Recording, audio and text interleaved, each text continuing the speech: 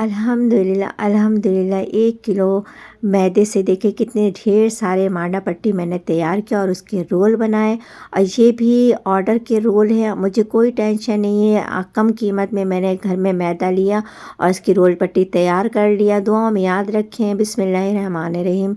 1 kilo मैदा मैंने इस तरीके से बिल्कुल घर के में जैसा आटा गूँथते इस तरीके से आप लोगों को गूँथना है।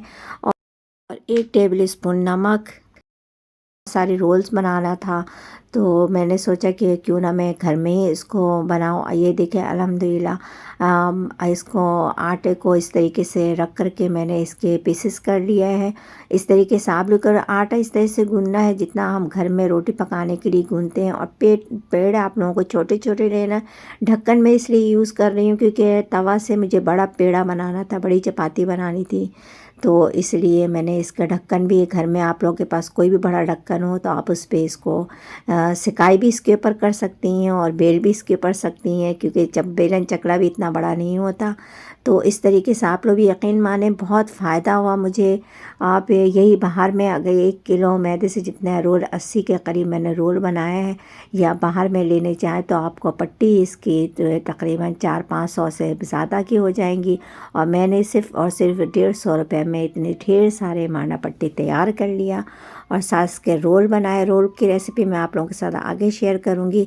ये देखिए मैं इतने साइज़ में तमाम पेड़े को एक वक्त में मैं 5 या 6 पेड़े बेलती हूँ ताकि ज़्यादा मुझे मुश्किल नहीं हो। और इस तरीके से आप पहले ऑयल डालना है, फिर इसके ऊपर आटा छिड़कना है, मैदा छिड़कना है आप लोगों को।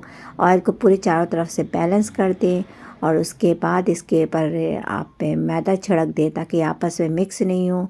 और सबको इस तरह से मैं स्टेप बाय स्टेप रखती जाऊंगी।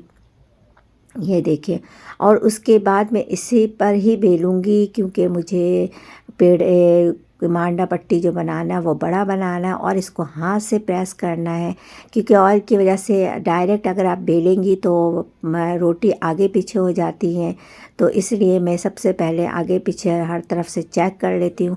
और साइडों में ढक्कन की वजह से बेलना मुश्किल हो रहा था, तो इसलिए मैंने हाथ से साइडों को भी बेला, क्योंकि अक्सर ये होता है कि साइडें जो होती हैं वो मोटी रह जाती हैं और वो बीच में पतली हो जाती हैं, तो इसलिए मांडा पट्टी सही तैयार नहीं होता। तो ये देखिए हर तरफ से अल्हम्दुलिल्लाह मैंने इसको बराबर कर लिया और डायरेक्ट ये प्लेट में ये ढक्कन में चूल्हे पे रख रही हूँ और इसको इसके ऊपर सिकाई करूँगी। और हर पीस पे, हर पट्टी पे सिकाई ज़रूर करना है, क्योंकि बगैर सिकाई किए हुए मैंने पट्टी अक्सर ये होता कि डिफ्रॉस्ट करे तो वो रोल फटना शुरू हो जाता है, क्योंकि वो कच्ची पट्टी होती इसलिए। तो इसलिए हर पट्टी पे आपने सिकाई ज़रूर लगाना है। मैं भी चाहूँ तो एक 1 बाय 1 पीस मैं अलग कर सकती हूँ, लेकिन मैं इसको सिकाई ज़रूर लगाऊंगी इस तरीके से। और फिर इसके बाद एक स्टेप करने के बाद दूसरे स्टेप में भी मैं इसी तरह से रोटी बेल के करूँगी और इस वाली पट्टी को मैं कपड़े में लपेट के रखूँगी ताकि ये नरम रहे और हार्ड नहीं। ये देखे इस तरीके से अल्हम्दुलिल्लाह सारी पट्टियाँ मैंने इस तरह से सिकाई कर ली हैं।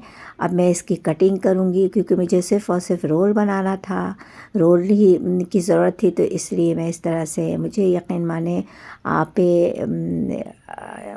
1000-2000 इस तरीके से पट्टी से आप कारोबार कर सकती हैं, फ़ायदा ले सकती हैं।